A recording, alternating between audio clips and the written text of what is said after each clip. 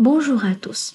Dans cette vidéo, je vais vous présenter un projet de prédiction d'images basé sur des modèles de machine learning, dont l'objectif est de classifier des images de chats et de chiens. Nous allons explorer ensemble le principe de la prédiction, les modèles utilisés, la structure des codes, pour finir par une démonstration concrète via une application réalisée. Le problème traité ici est un problème de classification d'images. À partir d'une image en entrée, le modèle doit prédire une catégorie, chat ou bien chien. Avant d'entrer dans les détails techniques, il est essentiel de définir quelques piliers de ce projet. Tout d'abord, qu'est-ce qu'une image pour une machine? Une image pour une machine, ce n'est pas une photo, mais une matrice numérique où chaque pixel est une valeur mathématique. Pour traiter ces données, nous utilisons un pipeline qui est une chaîne de montage automatisée transformant l'image brute en un format compréhensible par l'algorithme. Le cœur du processus repose sur l'apprentissage supervisé. Cela signifie que nous donnons à la machine la vérité terrain, c'est-à-dire l'image accompagnée de son étiquette, chat ou bien chien. Enfin, nous mesurons la performance via l'accuracy ou la précision, qui représente le pourcentage de réussite du modèle face à des images qu'il n'a jamais rencontrées, garantissant ainsi sa capacité de généralisation. Pour un bon commencement, il est très pertinent de savoir d'abord et de bien comprendre la structure fondamentale et l'architecture de notre dataset ou base de données, qui est rien d'autre qu'un grand dossier regroupant à son intérieur deux sous-autres dossiers bien diversifiés, intitulés l'un après l'autre test et trait. À l'intérieur de notre sous-dossier test, on trouve également deux sous-autres dossiers, cat et dog. Et dans cat, on trouve 100 images de chats avec des caractéristiques bien différentes. Également dans dog, on a 100 images de chiens avec des caractéristiques très différentes et bien diversifiées. Revenons sur train, dans lequel on trouve également deux sous-dossiers, cat et dog.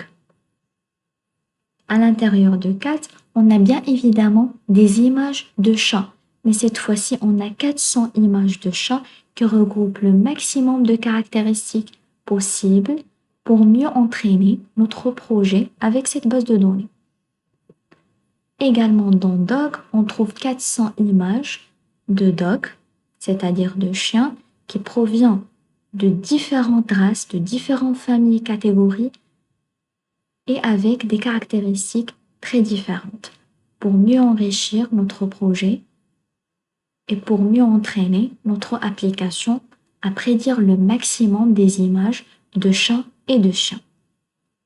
Et avant de se plonger plus profondément dans notre projet, j'ai préparé le fichier que vous observez dans le début de la vidéo, qui constitue dans notre cas la phase préparatoire du projet. En premier pas, et dans le premier bloc, j'importe les bibliothèques nécessaires pour l'exécution de notre projet. La première, c'est la bibliothèque OS, ou Operating System. Son rôle constitue le pont entre notre code et le système de fichiers. Dans notre projet, il sert à parcourir les répertoires, à savoir dataset train et dataset test, à vérifier l'existence de fichiers et à manipuler les chemins d'accès de manière sécurisée, quel que soit l'ordinateur utilisé et le CPU utilisé. La deuxième bibliothèque, qui est NumPy, AsNP, Numerical Python, c'est la bibliothèque fondamentale pour le calcul scientifique. Comme vous le savez déjà, une image pour l'intelligence artificielle n'est rien d'autre qu'une matrice de nombres. NumPy permet de manipuler ces matrices avec une vitesse extrême pour un calcul vectorisé. Et le préfixe AsNP est une convention universelle en sciences des données. Passons maintenant à notre troisième bibliothèque qui est Pandas ASPD, spécialisée dans la manipulation de données tabulaires ou data frames. Il sert souvent à créer des récapitulatifs, à charger des fichiers CSV d'étiquettes ou à organiser les résultats de nos modèles sous forme de tableaux lisibles. Notre quatrième bibliothèque, qui est matplotlib.pyplots, il sert à la création de graphiques et l'affichage des images. Il sert, dans notre cas, à afficher les photos de notre dataset pour vérification ou à tracer les courbes d'apprentissage et les histogrammes de confiance. Input-output. Son rôle est de gérer la lecture et l'écriture des images. Il transforme un fichier, image, JPG ou PNG en un tableau NumPy exploitable par l'algorithme. Passons maintenant à notre library skimage.transform, depuis laquelle on importe resize pour le redimensionnement géométrique, car un modèle de machine learning a besoin que toutes ses entrées aient la même dimension, exemple pixel. Cette fonction garantit l'uniformité du dataset. Et par la suite, on a la bibliothèque skimage.color, depuis laquelle on importe RGB2Gray pour la conversion de l'espace colorimétrique. Grâce à cette bibliothèque, on transforme une image couleur 3 canaux, rouge, vert, bleu, en une image en nuances de gris, un seul canal. Cela réduit par 3 la complexité des calculs tout en conservant les formes essentielles pour distinguer un chat d'un chien. Après l'importation réussie de ces bibliothèques, on passe au deuxième bloc, dans lequel on définit le chemin du dossier contenant le dataset. Dans mon cas, j'ai mis mon dataset dans un dossier exercice et je l'ai mis dans le bureau. Et pour cela, comme résultat, on observe bien que notre dataset contient 2 sous-dossiers, test et train. Passons à notre troisième bloc, dans lequel on définit les fonctions utilitaires, à savoir la fonction load and per process qui a pour rôle de charger une image depuis le disque, la redimensionner en lui donnant 200 en longueur et 200 en largeur, tout en pixels, la convertir en gris pour réduire la complexité du calcul et finalement la renvoyer. Plot simple, qui est la deuxième fonction, il nous donne un aperçu sur l'image originale qui est en couleur et sa conversion en gris, en mettant dans la première colonne l'image originale colorée et dans la deuxième colonne l'image en gris. Le quatrième bloc, qui représente également notre exemple d'affichage, et dans la première instruction, on a la fonction auth.path.join. Cette fonction construit dynamiquement le chemin d'accès pour s'adapter à toutes les plateformes, à savoir Windows, Linux, etc. Passons à la logique de notre deuxième instruction qui sert à redimensionner l'image téléchargée en lui donnant 200 de largeur et 200 de longueur. Ici, le chiffre 3 indique que nous conservons les 3 canaux de couleur rouge, vert et bleu pour la convertir par la suite en gris. Et puis, l'affichage. Comme vous le voyez ici, on observe bien une image d'origine qui est intitulée 18.png dans notre dossier de base de données. Voici l'original et sa conversion en gris. Par la suite, on trouve le bloc du chargement dataset qui utilise une fonction très essentielle qui est load dataset et qui utilise à son tour des paramètres pour rester générique. Et il peut charger des chats, des chiens, du train ou du test sans changer le code. Ici, X et Y sont des conteneurs initialisés en premier pas. En machine learning, X représente traditionnellement la matrice des caractéristiques, ou ce qu'on appelle futures. Ce sont les entrées qu'on donne à la machine en premier pas pour pouvoir prédire en sortie des résultats comme chat et chien. Les entrées qu'on donne à la machine, dans notre cas, ce sont les pixels des images données en entrée. Ici, Y, c'est le vecteur des étiquettes, labels ou ce qu'on appelle targets. C'est le vecteur qui contient les résultats chat et chien. Passons à notre boucle for et débutons par notre variable path, car cette instruction est la plus essentielle. Ici, on essaie de construire dynamiquement l'adresse de chaque image et l'utilisation du fstring, c'est-à-dire f préfixe i.png, permet de s'adapter au nom de fichiers spécifiques. Exemple, T1.png pour les chiens et 1.png pour les chats. Comme nous l'avons déjà vu dans notre dataset, notre dossier de dataset, on trouve parfois des images et des fichiers qui sont intitulés à l'aide d'un préfixe. Et par la suite, il vient le chiffre de l'image et l'extension .png. Et grâce à ce fragment de l'instruction, il permet de s'adapter aux différentes nommations de fichiers. Et voilà, on appelle la fonction load and preprocess pour le traitement, c'est-à-dire le redimensionnement et la conversion en grille. Chaque image est ainsi standardisée avant d'intégrer la liste. X.append et Y.append, ici, on essaye de lier l'image traitée à sa classe 0 ou 1, c'est-à-dire chat ou chien. C'est ce qu'on appelle l'étiquetage des données. Ensuite, on définit la répartition de nos données en construisant deux échantillonnages, le premier pour l'entraînement et le deuxième pour le test. Premièrement, on a le training data, c'est-à-dire le premier échantillonnage défini pour l'entraînement. On essaye de charger 400 images du chat, du dossier train et 400 également du chien du dossier train. Et chacun a un label différent de l'autre. On a choisi 0 pour chat et 1 pour chien. C'est le target, c'est ce qu'on a à prédire dans la sortie.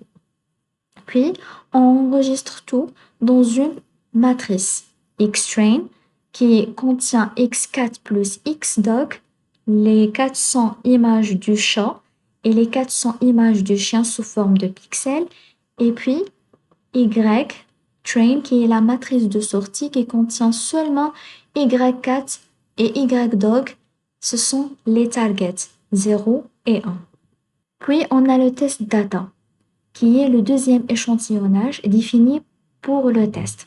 On essaye d'importer les 100 images présentes dans le sous-dossier 4 qui est dans le dossier test et les 100 images présentes dans le sous-dossier doc dans le dossier test. Et on enregistre tout dans deux matrices, Xtest et Ytest. Xtest qui comprend toujours les entrées, c'est-à-dire les futures du cat et du dog, et les Y-tests qui comprend les targets de ces deux cat et dog, de ces deux fichiers. Et finalement, l'affichage dans lequel on concatène les sous-matrices Y-train et X-train sous une matrice globale train dataset. On fait également la même chose pour Y-test et X-test sous test dataset. Les résultats nous expliquent que dans train dataset, on a 800 images concaténées, c'est-à-dire 400 images de chat et 400 images de chien. Chacune, elle a 200 pixels de longueur et 200 pixels de largeur.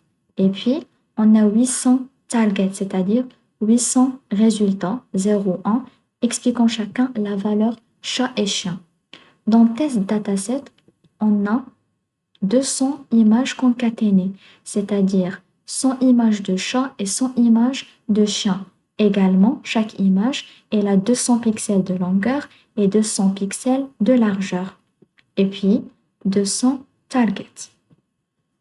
À ce niveau, on doit comprendre que 80% de nos données sont utilisées pour l'entraînement et 20% sont utilisées pour le test. Arrivant à la vectorisation, il est essentiel de savoir d'abord que les algorithmes de scikit-learn ne peuvent pas traiter des listes d'objets. Ils nécessitent des blocs de mémoire contigus pour effectuer des calculs matriciels rapides. Mais remarquons ici qu'on a des matrices sur 3D, ce qui va ralentir l'exécution et la procédure dans notre prochaines étapes. Pour bien expliquer la logique derrière ces deux instructions, on a d'abord le paramètre -1, qui est une astuce de NumPy. Il dit à l'ordinateur « garde le nombre d'images 800 » et calcule automatiquement la taille de la deuxième dimension pour que tous les pixels tiennent sur une seule ligne.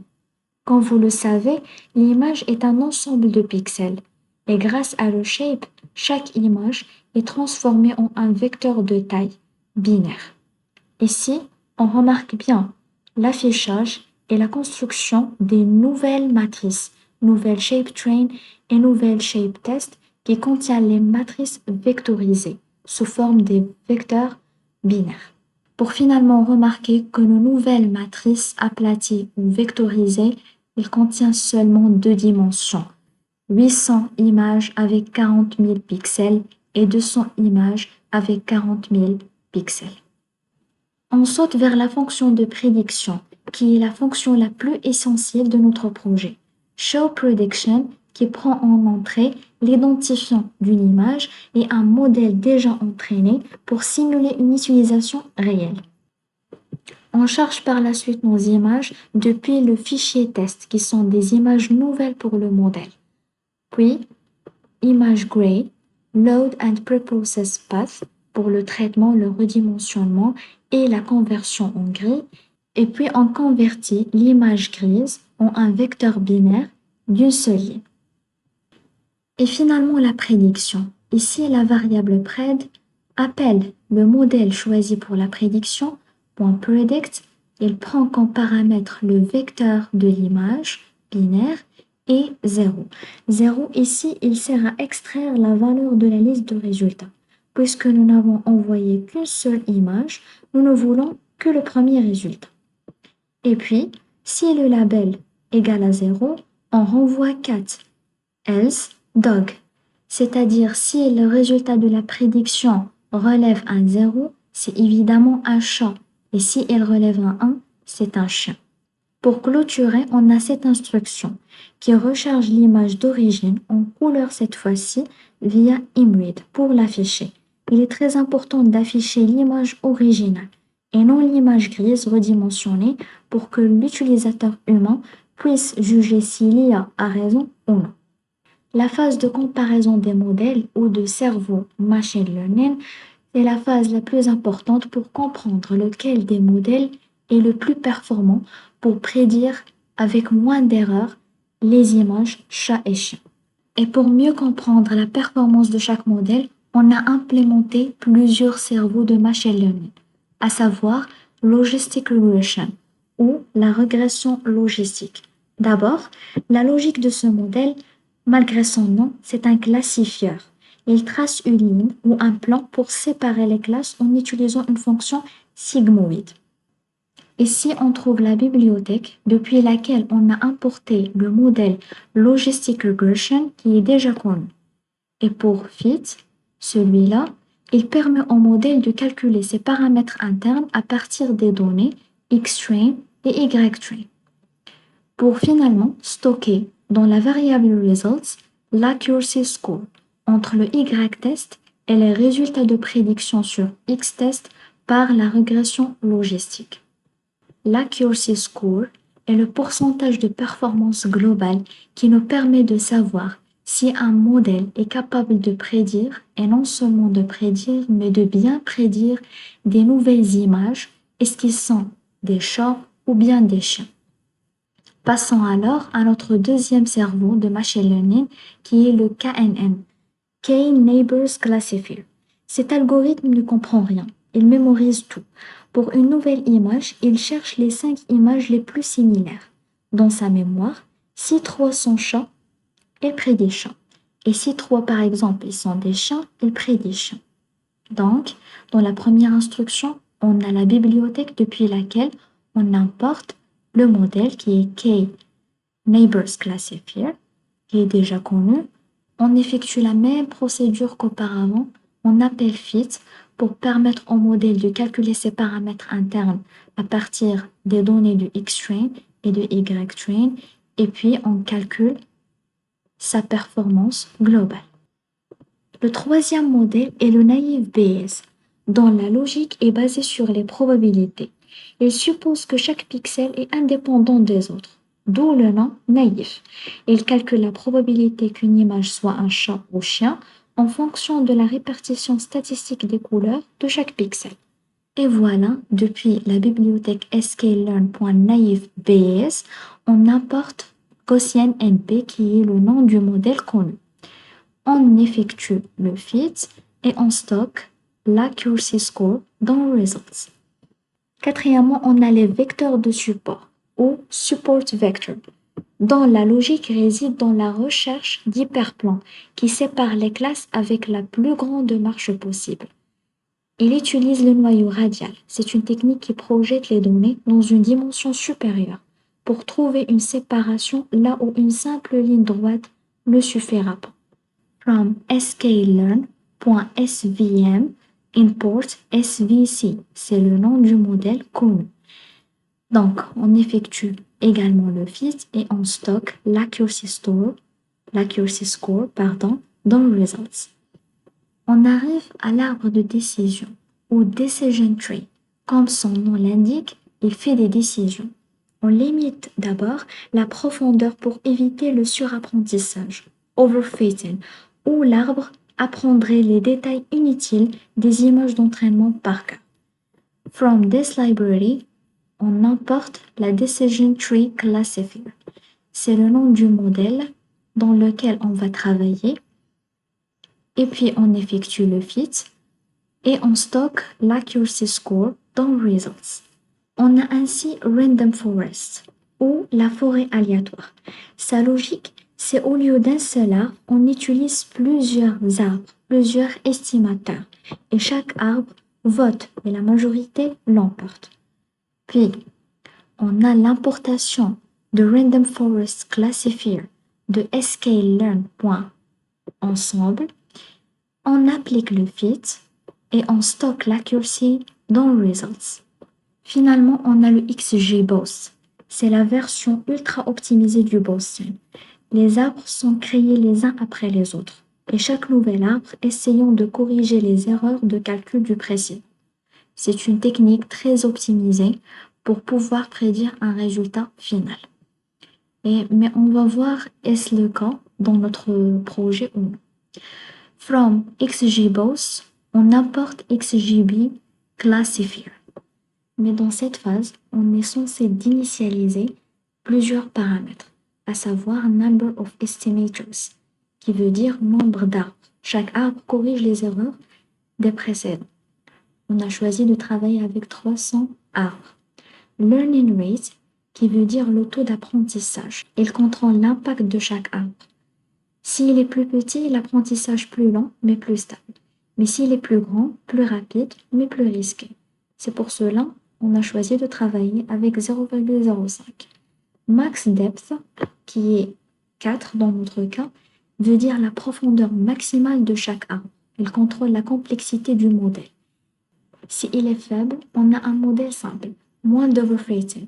S'il est élevé, il capte des relations complexes, mais surapprend. Et cela peut provoquer le risque de surapprentissage s'il est très grand. Dans notre cas, on prend seulement 4. Subsample 0,9, c'est une fraction des données utilisées pour chaque arbre. 0,9 veut dire que chaque arbre voit 90% des observations. Eval metric veut dire une métrique d'évaluation. Et la valeur log loss, c'est une perte logarithmique, c'est-à-dire classification probabiliste. Et finalement, on applique le fit et puis on stocke le accuracy score dans results pour finalement afficher les performances de chaque modèle pour la comparaison. Et comme vous le voyez, on a la logistic regression et la accuracy score de 48%, le KNN 55%, 51% pour le naive bias, CVM 52%, Decision Tree 47%, Random Forest 51% et le XGBoost 55%. On remarque bien que le XGBoost et le K-Neighbors Classifier sont le plus performants dans notre cas, même s'ils n'ont pas un taux de performance globale qui est très haut, mais ils ont le plus haut taux de performance globale parmi tous les 7 cerveaux de machine learning comparés. Ce qui signifie qu'ils sont capables quand même de prédire entre chat et chien. Et avant de conclure cette phase préparatoire, j'ai décidé de vous montrer les scores sous forme d'un histogramme pour mieux visualiser les différences entre les accuracy scores de tous les 7 cerveaux de machine learning comparés. Donc cette étape préliminaire nous permet de comparer objectivement nos 7 algorithmes. Bien que les scores montrent la complexité du traitement d'images par des méthodes traditionnelles, le KNN et le XGBoost se distinguent.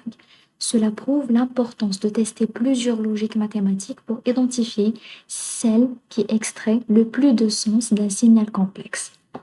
Passons alors à notre premier fichier qui est Train All Models. Maintenant, on commence à se plonger plus profondément dans le cœur de notre projet.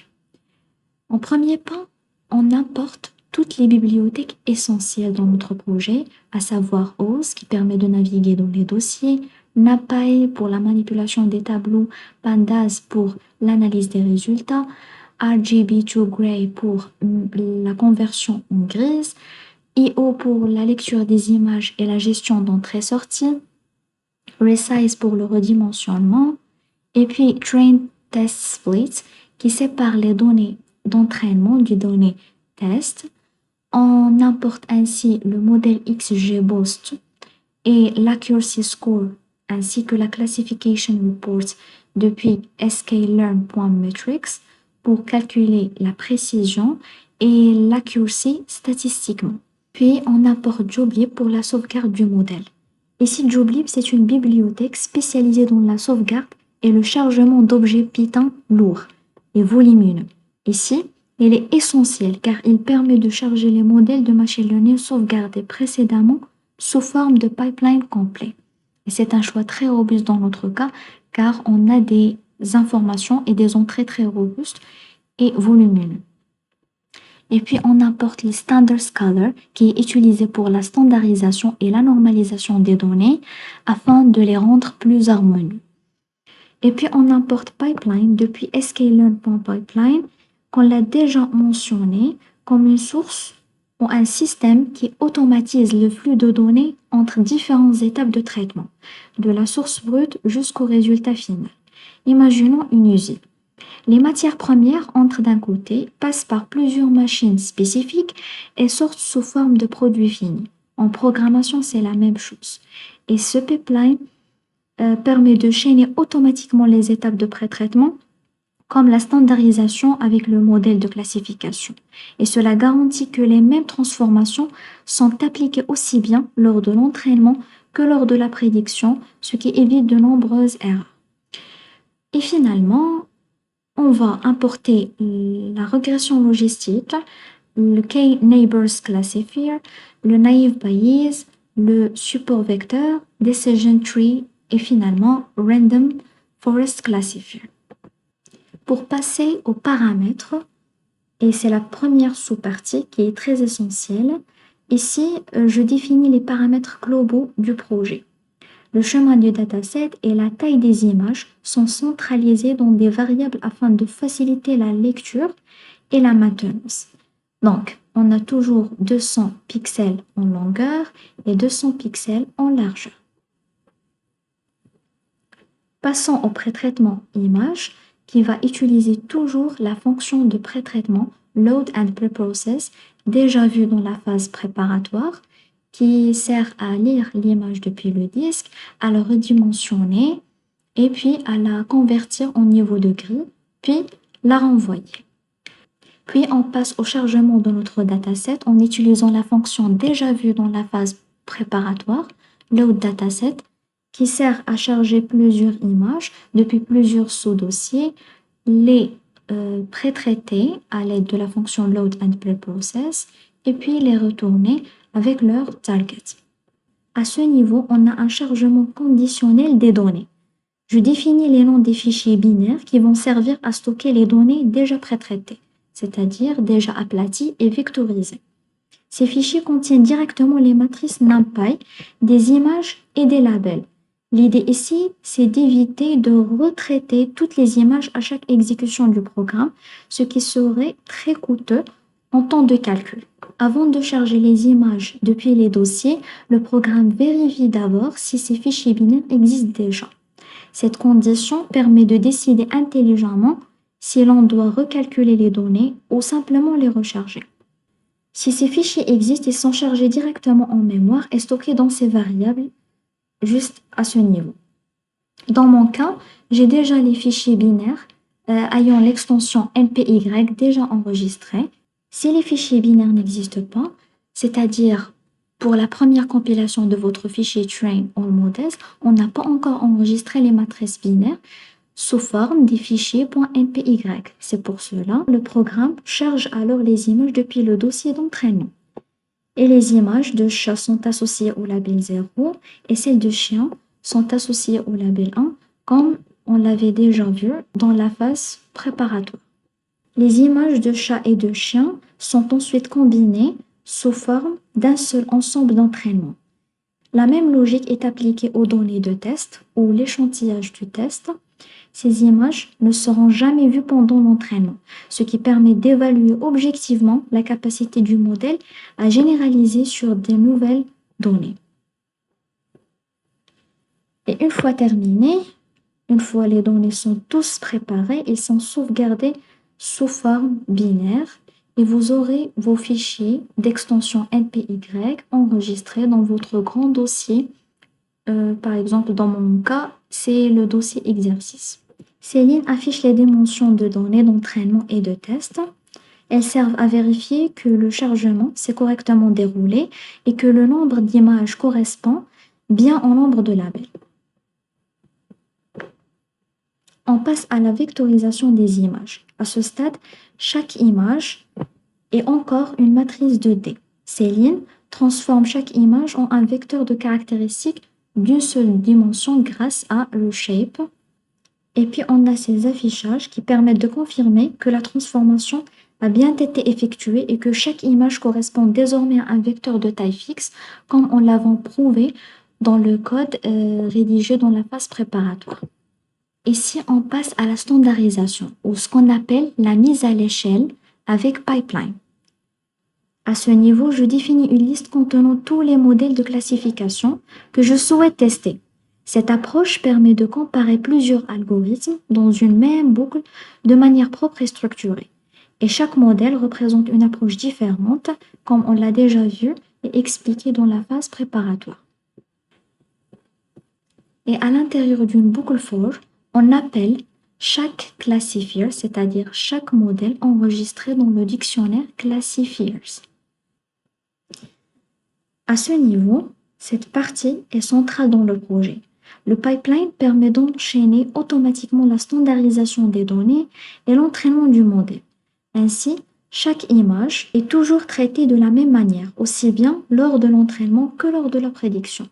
On passe ensuite à l'entraînement grâce à pipeline.fit qui lance l'entraînement du modèle sur les données d'apprentissage. Il analyse par la suite les caractéristiques des images et apprend progressivement à distinguer entre les chats et les chiens en fonction des motifs visuels présents dans les données X-Train et Y-Train. Et une fois entraîné, le modèle est utilisé pour prédire la classe des images de test. Comme vous le voyez, ces images n'ont jamais été vues pendant l'apprentissage, ce qui permet d'évaluer la capacité réelle du modèle à généraliser.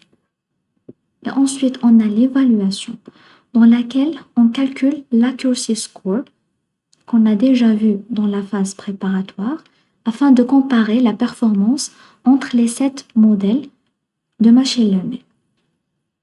Une fois le modèle entraîné et évalué, il est sauvegardé sur le disque.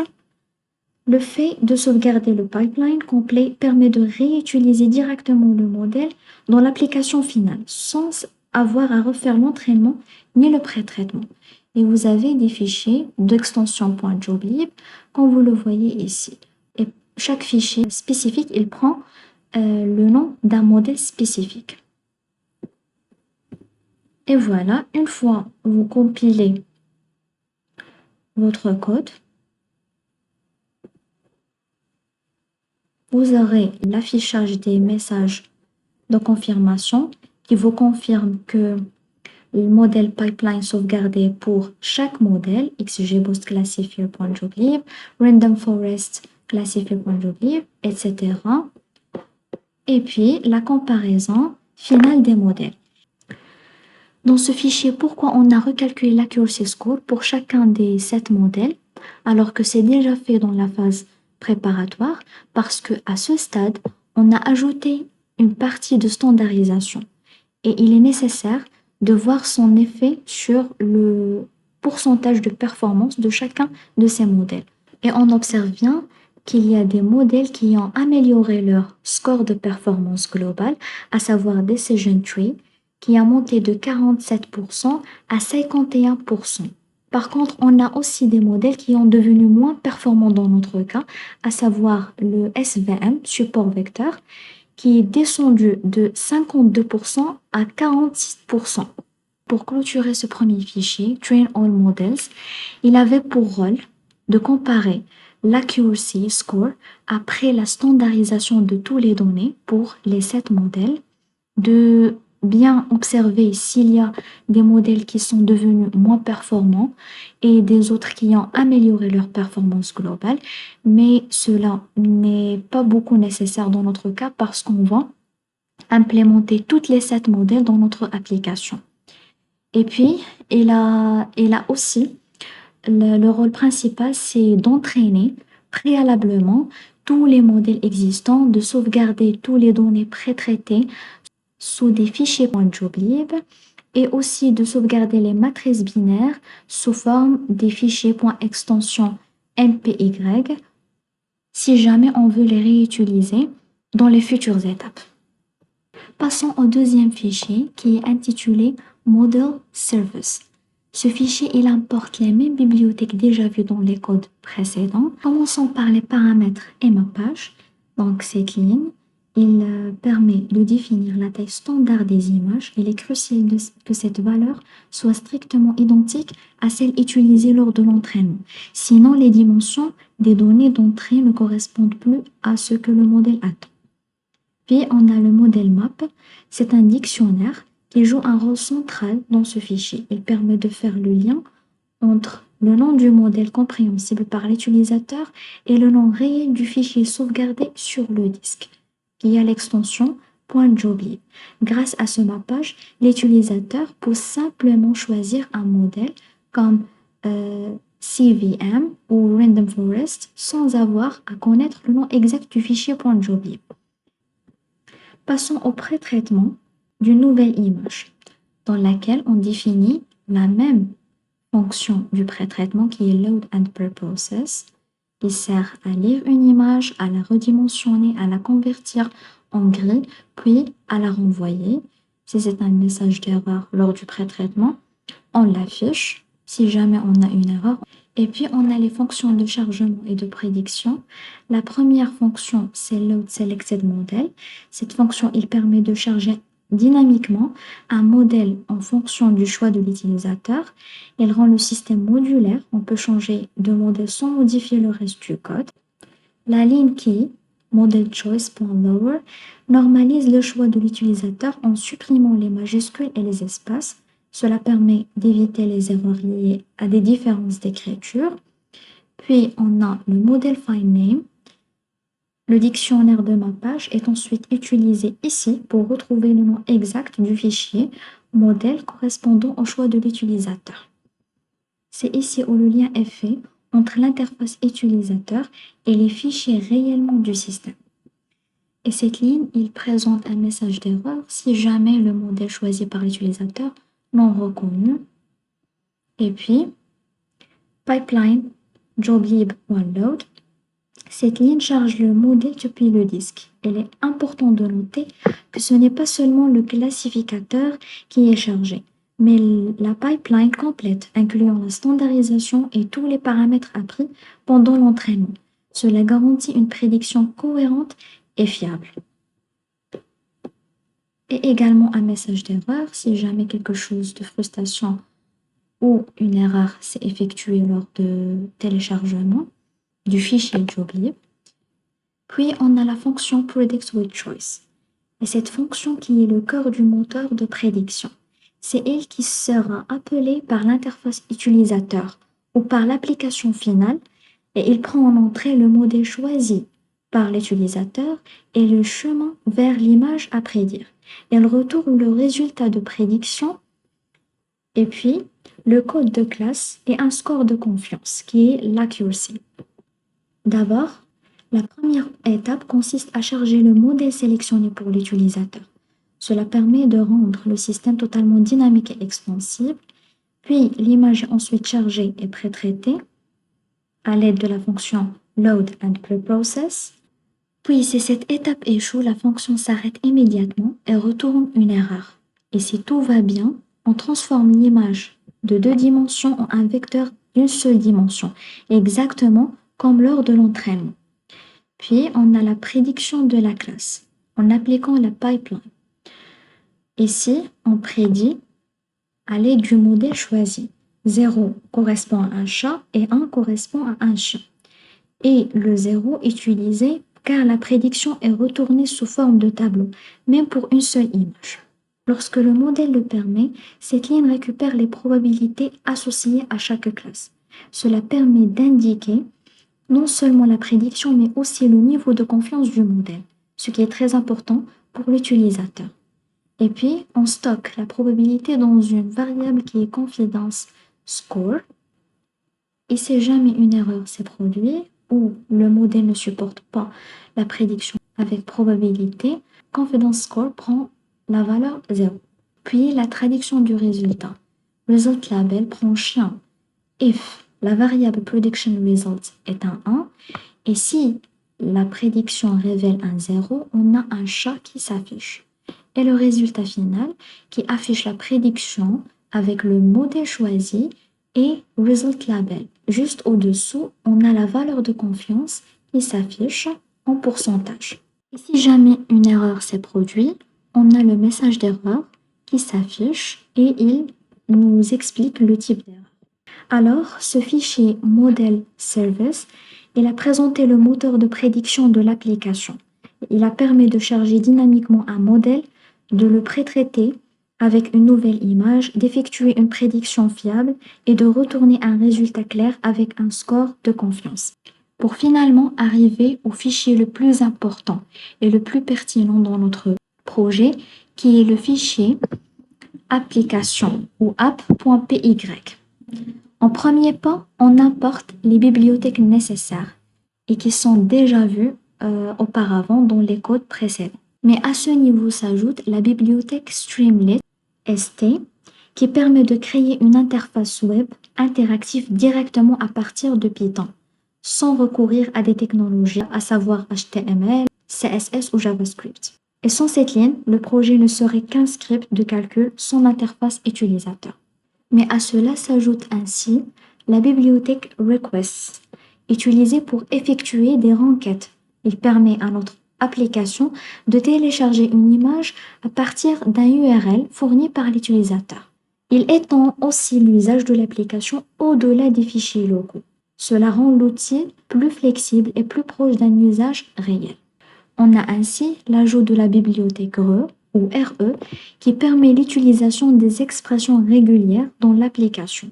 Il sert notamment à extraire des numéros depuis les noms de fichiers images et à générer automatiquement des noms uniques pour les nouvelles images ajoutées à notre base de données. Ici, on apporte aussi Time pour la gestion du temps. On a ainsi la bibliothèque Hashlib qui est une bibliothèque cryptographique utilisée pour générer une empreinte numérique unique à partir du contenu d'une image et à détecter aussi si une image existe déjà dans le dataset indépendamment de son nom et de son emplacement. C'est une solution robuste pour éviter les doublons lors de l'ajout et de la correction d'images. Et on a ainsi la bibliothèque Pylo depuis laquelle on apporte images.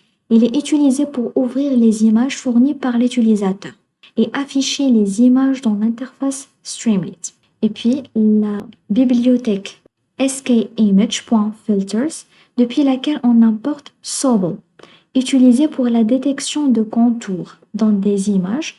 Même s'il n'est pas toujours utilisé directement, son apport il montre une ouverture vers des techniques avancées d'extraction de caractéristiques et il permet des extensions futures sans modifier la structure du code. On apporte aussi le pipeline, Random Forest Classifier, Logistic Regression, Decision Tree Classifier, K-Neighbors Classifier, CVC et Gaussian NB. Pour finalement arriver au cœur de notre code et débutant par la configuration des modèles et abstraction interface fichiers. En premier pas, on définit un dictionnaire, modèle map, qui constitue un mécanisme d'abstraction fondamentale entre l'interface utilisateur et la couche technique du machine learning. La clé de ce dictionnaire correspond au nom lisible du modèle tel qu'il sera affiché dans l'interface Streamlit, notre application, et la valeur associée correspond au nom exact du fichier .joblib dans lequel le modèle entraîné est sauvegardé sur notre disque. On arrive ainsi à la définition des fichiers binaires de données d'entraînement. Ces deux variables définissent les chemins vers les fichiers binaires NumPy contenant respectivement la matrice de données d'entrée, image vectorisée, et la matrice des étiquettes associées, chat qui a 0 et chien qui a le chiffre 1. Le format .mpy est un format natif de NumPy permettant un chargement rapide, une conservation exacte des types et dimensions et une efficacité mémoire supérieure au format texte. Puis on redimensionne toujours notre image sous 200 pixels longueur et 200 pixels de largeur. Et on charge notre dataset. Ce bloc de station state est très important dans les étapes qui suivent. Alors, dans un premier pas, on définit ou on initialise une variable d'état indiquant si un réentraînement du modèle est nécessaire ou non. Elle est utilisée pour contrôler l'affichage conditionnel de boutons et d'actions dans l'interface. Puis, on a if prediction done, not in st.station_state. Cette variable, elle indique si une prédiction a déjà été effectuée et il permet de savoir quand afficher les résultats, la confiance, les comparaisons et la zone de correction. Et puis, on a la variable correctedLabel. Cette variable, il stocke le label corrigé par l'utilisateur lorsque celui-ci indique que la prédiction est incorrecte. Et la valeur none signifie qu'aucune correction n'a encore été fournie. Par la suite, on a ainsi le dataset origin. Cette variable mémorise l'origine de l'image corrigée, c'est-à-dire le jeu d'entraînement et le jeu de test. Et cette information est essentielle pour savoir quel fichier de label doit être modifié. Puis on passe à retrain success, qui est une variable indiquant si un réentraînement s'est terminé avec succès. Il permet d'afficher un retour utilisateur clair et d'éviter des réentraînements répétés inutiles. Puis, on a started. Cette variable contrôle l'écran d'accueil de l'application. Il permet d'afficher une introduction animée avant l'accès aux fonctionnalités principales.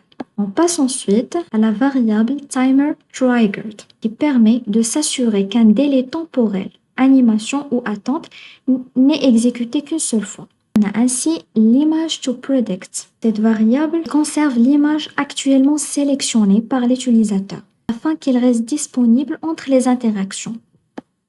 On a ainsi URL input et cette variable mémorise le lien de l'image ou l'URL saisie par l'utilisateur, évitant sa perte lors d'un rafraîchissement de l'interface. On passe à la variable selectedName. Cette variable stocke le nom du modèle sélectionné dans l'interface, garantissant la cohérence entre l'affichage et le calcul. Par la suite, on passe à la variable currentVec, qui mémorise et contient le vecteur numérique de l'image courante, utilisé pour la prédiction, la comparaison multimodèle et la correction, ainsi que le réentraînement. Ici, on a une variable pour forcer le return après reset, car j'ai trouvé une frustration à l'intérieur de mon code. Pour cela, j'ai initialisé une variable qui s'appelle forceReturn et il sert à forcer un return contrôlé de Streamlit sans casser l'état logique de l'application. Finalement, on a la variable resetID utilisée pour forcer le rafraîchissement de certains composants, uploaders, champs texte, etc. en modifiant dynamiquement leurs clés. Cette partie signifie que le modèle n'est chargé depuis le disque qu'une seule fois, puis conservé en mémoire. Ce mécanisme améliore les performances, la fluidité de l'application et l'expérience utilisateur. Et cela est fait grâce à cette instruction. Puis, on a notre fonction loadSelectedModel déjà définie auparavant pour arriver à notre logique interne qui englobe plusieurs fonctions prédéfinies, débutant par la première fonction qui est preProcessImage déjà utilisé et expliqué dans les codes précédents. Passons à la deuxième fonction qui est Train Engine Optimized, qui permet de réentraîner un modèle spécifique ou l'ensemble des modèles, éventuellement après l'ajout d'une nouvelle image corrigée par l'utilisateur. Cela garantit la persistance des corrections utilisateurs et la continuité de l'apprentissage. La condition if not all models and the model name is none, return, empêche un réentraînement inutile. Si aucun modèle n'est explicitement ciblé et qu'un réentraînement global n'est pas demandé, la fonction s'arrête ici. On passe par la suite à la variable targets dans laquelle on détermine quels modèles doivent être entraînés. Tous les modèles, si all models true, ou un seul modèle, sinon. Cette boucle for permet d'appliquer la même logique d'entraînement à chaque modèle sélectionné, évitant toute duplication de code. Et la pipeline, qui est enregistrée et appelée dans une variable pipe, il crée une pipeline de machine learning, combinant une standardisation des données et un classificateur. Et il garantit que le même pré-traitement sera appliqué à l'entraînement et à la prédiction, comme on l'a déjà vu auparavant. La fonction correct existing sample. Il permet de corriger le label d'une image déjà présentée dans le dataset, sans la dupliquer. Cette boucle parcourt chaque échantillon du dataset. Et cette condition, if np.array equal, etc., il compare exactement l'image courante avec celle du dataset afin d'identifier l'échantillon correspondant. Puis il le retourne et le label est corrigé, sauvegardé immédiatement. Et on passe à la fonction getImageHash qui calcule une empreinte cryptographique de l'image à partir de ses pixels. Et il permet d'identifier une image de manière unique, indépendamment de son nom ou de son emplacement. Exemple concret, par exemple, on a deux fichiers différents, chien1.png et photochien.png. Mais ils contiennent exactement la même image. H1 égale à getImageHash image1 et H2 égale à getImageHash image2 après l'appel de la fonction pour les deux variables. Le résultat est H1 égale à H2, c'est true. Donc, il trouve le même empreinte pour les deux images, chien1.png et photo chien.png. Donc, la conclusion, c'est une même image, même empreinte, même si le nom est différent. Ce qui retourne true.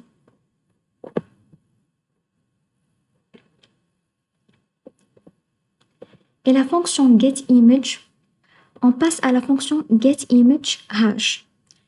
On passe à la fonction getImageHash qui calcule une empreinte cryptographique de l'image à partir de ses pixels. Et il permet d'identifier une image de manière unique, indépendamment de son nom ou de son emplacement. Par exemple, si on a deux fichiers différents, le premier intitulé chien1.png et le deuxième qui est intitulé photochien.png, et on appelle cette fonction pour les deux variables. On trouve que les deux empreintes sont les mêmes. Donc la conclusion, même image, même empreinte, même si le nom est différent. La fonction findImage in dataset. Cette fonction cherche si une image existe déjà dans le dataset global. Et grâce à la variable currentHash, qui mémorise l'empreinte de l'image courante, est calculée pour servir de référence. Et finalement, la dernière fonction qui est getNextTrainFindName, il génère automatiquement un nom de fichier unique pour une nouvelle image. Donc, cette partie implémente toute l'intelligence interne de l'application. Pré-traitement, apprentissage, correction, gestion du dataset et prévention des doublons. Pour arriver à la phase ou à la partie de l'interface qui est dédiée à la construction de l'interface graphique interactive de l'application à l'aide de Streamlit, enrichie par du CSS personnalisé et des mécanismes de contrôle d'état. Donc, toute cette phase, elle configure la première page avec des images flottantes, des positions, des tops, des widths, et voilà. Et une fois on clique sur le bouton commençant, tout cela, il disparaît et une autre configuration réapparaît. À ce moment, on arrive à notre architecture d'origine qui va s'apparaître dans notre interface fonctionnelle. Il définit un titre administration et un bouton réentraîner tout qui est responsable de la mise à jour et de le réentraînement de tous les modèles. Il fait appel à la fonction Train Engine Optimized All Models True. Ensuite, on saute vers la prédiction qui est une phase très importante pour bien prédire l'image sélectionnée à l'aide de modèles choisis par l'utilisateur. On fait appel à la fonction Load Selected Model pour bien mémoriser le modèle sélectionné. On fait appel également à la fonction Preprocess Image et on mémorise le current vect du XPredi. On appelle la pipeline pour standardiser et classifier, aplatir aussi les données. Juste au-dessous de l'affichage de la valeur de confiance du modèle sélectionné sur l'image prédite, j'ai choisi de montrer à l'aide d'un histogramme la relation entre la valeur de confiance sur l'image prédite et spécifiquement téléchargée par l'utilisateur et l'accuracy ou l'accuracy globale du modèle sélectionné. Et on calcule dans un premier pas la différence, c'est-à-dire l'écart entre la confiance de ce modèle sur cette image spécifique et l'accuracy globale de ce modèle. Et à l'aide d'un test effectué sur cet écart, sur différents intervalles, et chaque catégorie, ça veut dire chaque étape, il a une déduction spécifique. Par exemple, la première déduction, il nous informe que la confiance dépasse largement la précision historique du modèle. Cela indique que cette image correspond parfaitement au motif appris par ce modèle. Cependant, un écart trop grand peut aussi signaler une surestimation de confiance sur cette image. Il peut être intéressant de comparer la prédiction avec d'autres modèles pour confirmer la robustesse de ce signal exception. Et pour chaque test et chaque catégorie et chaque intervalle, on a une déduction qui est informative et cohérente avec le résultat obtenu. On a ainsi un bloc de comparaison qui sert à prédire la même image présélectionnée ou téléchargée par l'utilisateur par tous les modèles existants. Arrivons à la phase de correction dans laquelle on définit deux boutons. Le premier, c'est un chat et le deuxième, c'est un chien. Ces deux boutons ont une fonction globale qui est Find Image in Dataset. Donc, il effectue des tests. Premier cas, si l'image existe déjà dans le dataset. Le deuxième cas, qui est une nouvelle image, c'est-à-dire l'utilisateur, par exemple, a téléchargé une nouvelle image qui n'a pas encore été enregistrée dans notre dataset. Dans ce cas, on fait appel à la fonction getNextTrainFileName. Et finalement, on a la phase de l'affichage conditionnel du réentraînement, où spécifiquement, le bouton réentraîner seulement le modèle sélectionné par l'utilisateur. Ce bouton n'est s'affiché que si l'image existe déjà dans le dataset, le premier cas déjà traité auparavant. Si l'image existe déjà, c'est-à-dire que le modèle s'est trompé pour prédire cette image. C'est pour cela l'interface utilisateur propose à l'utilisateur de réentraîner seulement le modèle qui a commis l'erreur pour mieux le corriger. Par la suite, on stocke les variables corrigées, à savoir le vecteur de l'image, corrected label, c'est-à-dire le target, d'après le bouton sélectionné. Si l'utilisateur il a sélectionné le bouton c'est un chat, donc on corrige le label déjà existant par un 0. Et si l'utilisateur a cliqué sur le bouton c'est un chien, donc on stocke le label 1. Et puis, on stocke ainsi le dataset origin, c'est-à-dire est-ce que tu essayes de corriger une image déjà existante dans le sous-dossier train ou dans le sous-dossier test. Et on appelle ainsi le Train Engine Optimized pour le modèle sélectionné pour réentraîner seulement ce modèle. Vider la cache, et cette instruction est très importante, surtout après un réentraînement d'un modèle spécifique ou de tous les modèles.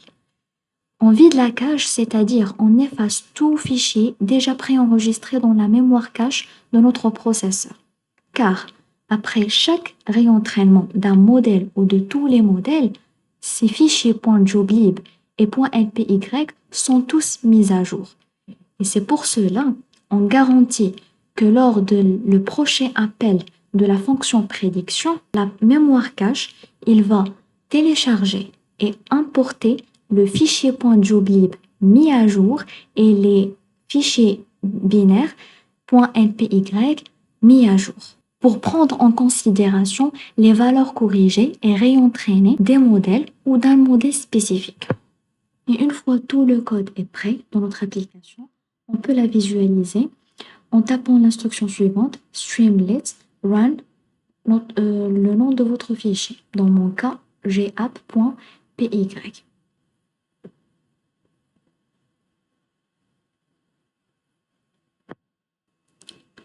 Et puis, on observe bien le téléchargement de la page Streamlit. Et voici la page d'accueil. Voici les images de background, de chat et de chien. Puis la barre noire dans laquelle il s'affiche le titre Bienvenue dans le détecteur intelligent et le sous-titre Déposer une image et laisser l'IA vous dire s'il s'agit d'un chat ou d'un chien. Puis le bouton Commençant qui réalise la transition de la page d'accueil vers l'interface utilisateur et l'interface fonctionnelle. Donc, on a en premier pas la liste déroulante qui nous permet de choisir par exemple un modèle et deux options qui servent à télécharger notre fichier image. Soit vous choisissez de télécharger votre image depuis un fichier local ou de coller son URL dans la barre. On va essayer les deux options, mais en premier temps, je vais essayer de télécharger mon image depuis un fichier local, par exemple celle-ci. Ouvrir. Et on visualise immédiatement l'apparition de l'image dans la case qui lui a été associée.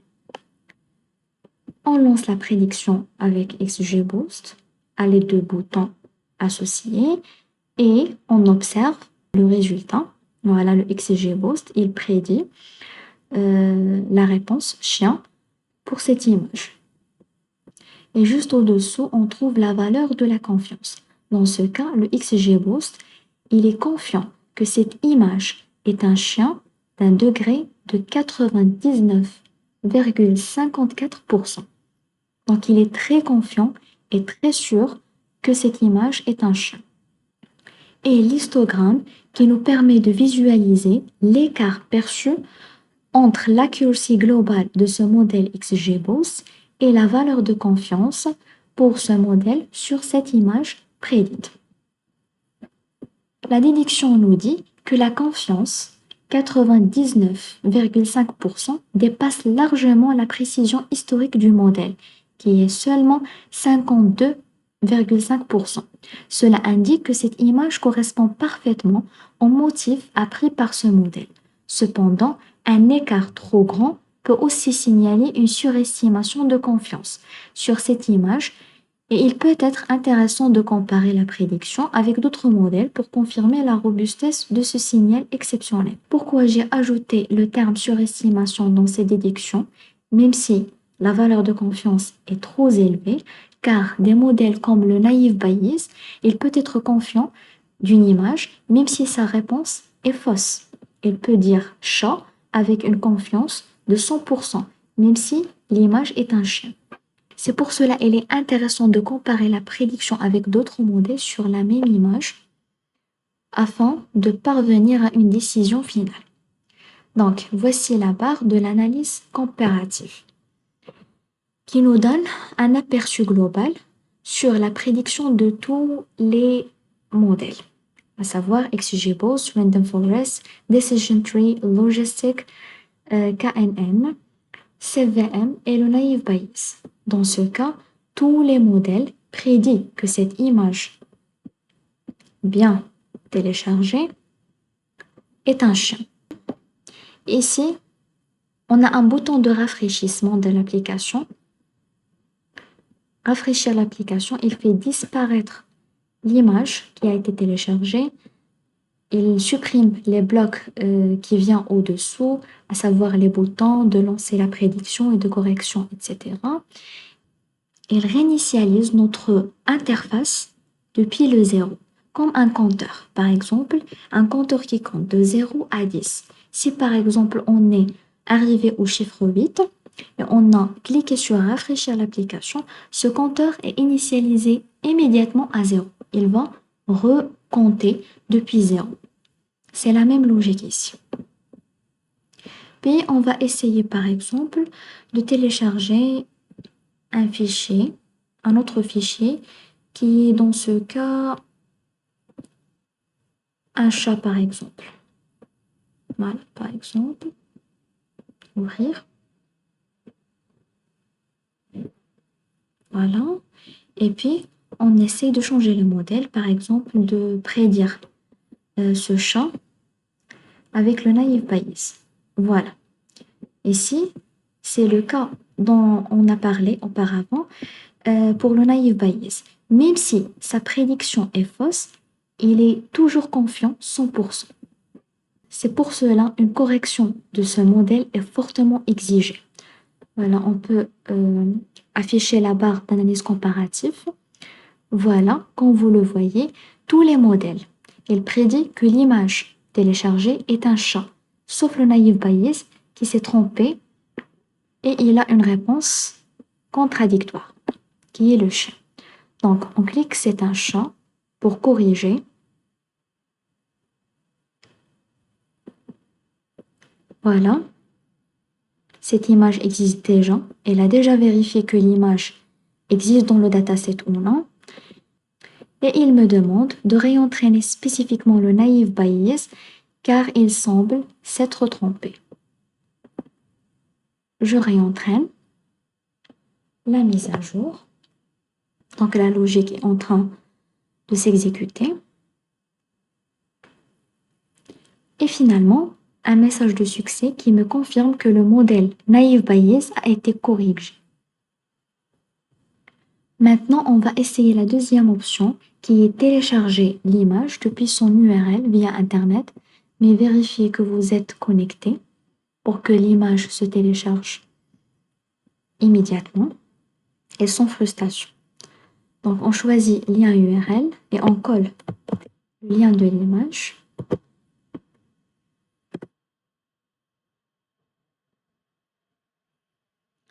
Voici le téléchargement de l'image. On lance la prédiction, par exemple XGBoost. Le résultat est tout à fait, c'est un chien, avec une confiance de 55,46%. Toujours l'histogramme, mais cette fois-ci, c'est une confiance supérieure à la moyenne, mais légèrement. Donc, la déduction nous informe que la confiance est légèrement au-dessus de l'accuracy global. L'image est représentative des données connues par le modèle, mais reste possible qu'il y ait des facteurs inattendus. Pour évaluer la fiabilité relative, il est recommandé de observer comment d'autres modèles classent la même image. Donc, on observe bien évidemment que des modèles comme Decision Tree, KNN et SVM, ils trompent dans la prédiction. Par contre, XGBoost, Random Forest, Logistic et Naive Bayes, il prédit correctement notre image. Donc, on va essayer d'abord de prédire avec le KNN, qui est dans notre cas le plus performant. C'est un chat et une confiance de 80%, même si la réponse est fausse. Donc, une correction est exigée. C'est un chien. D'abord, ce bouton, il va seulement enregistrer notre image dans le dataset global et dans la matrice binaire, car l'image est nouvelle. Voilà.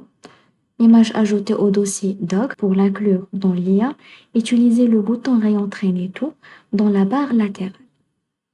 Voilà, et une information aussi, nouvelle image enregistrée pour l'inclure dans l'IA, utilisez le bouton Réentraîner tout dans la barre latérale. Donc, on peut visualiser évidemment que notre image est bien enregistrée dans le dataset sous dossier train et sous dossier doc. Donc, il a été bien intitulé du même préfixe et du chiffre incrémenté par an et de l'extension .png. Puis, on peut choisir de réentraîner tout, rafraîchir d'abord l'application. Voici aussi l'URL qui a été collé, il s'est supprimé grâce au bouton de rafraîchir l'application. Et on choisit de réentraîner tout. Mise à jour qui prouve que la logique du bouton est en cours de traitement. En attendant le message du succès, on peut conclure que ce projet nous a permis de traverser l'intégralité d'une chaîne de production de l'intelligence artificielle, de l'acquisition de données brutes jusqu'au déploiement d'une application interactive. Nous avons vu que prédire une image n'est pas un acte magique, mais une succession de transformations mathématiques rigoureuses. Et grâce à notre pipeline, nous avons transformé des pixels en vecteurs, permettant à des algorithmes comme le supervecteur ou le XGBoost de prendre des décisions statistiques. Et ainsi, notre application Streamlit démontre qu'il est possible de créer un système où l'intelligence humaine vient corriger et renforcer l'intelligence machine en temps réel. On a aussi appris une leçon des chiffres, où les résultats que nous avons obtenus avec une précision tournant autour de 55% illustrent parfaitement les limites du machine learning traditionnel. En utilisant des pixels bruts comme caractéristiques, nous demandons à des modèles statistiques de comprendre de formes complexes, par exemple oreille, poil, regard. C'est ici que réside la transition majeure vers le deep learning. Alors que nos modèles actuels sont plats, les modèles de réseau de neurones profonds sont conçus pour imiter le cortex visuel humain. Contrairement au machine learning classique, le deep learning n'a pas besoin que nous aplatissions l'image. Il scale l'image par couches successives pour extraire lui-même des caractéristiques de plus en plus abstraites. Et voilà, une fois terminé, on a un message de succès qui s'affiche et nous informe que les modèles ont été synchronisés. Donc, le réentraînement de tous les modèles avec les nouvelles images enregistrées dans votre dataset, elle a été effectuée avec succès. Donc, malgré les limites du machine learning, ce projet a été une démonstration de la puissance du traitement de données. Il prouve que même avec des algorithmes classiques, nous pouvons construire une interface fonctionnelle, éducative et évolutive. Et à ce moment, on clôture notre projet et j'espère que ce dernier il a été utile pour vous et un grand merci pour votre attention.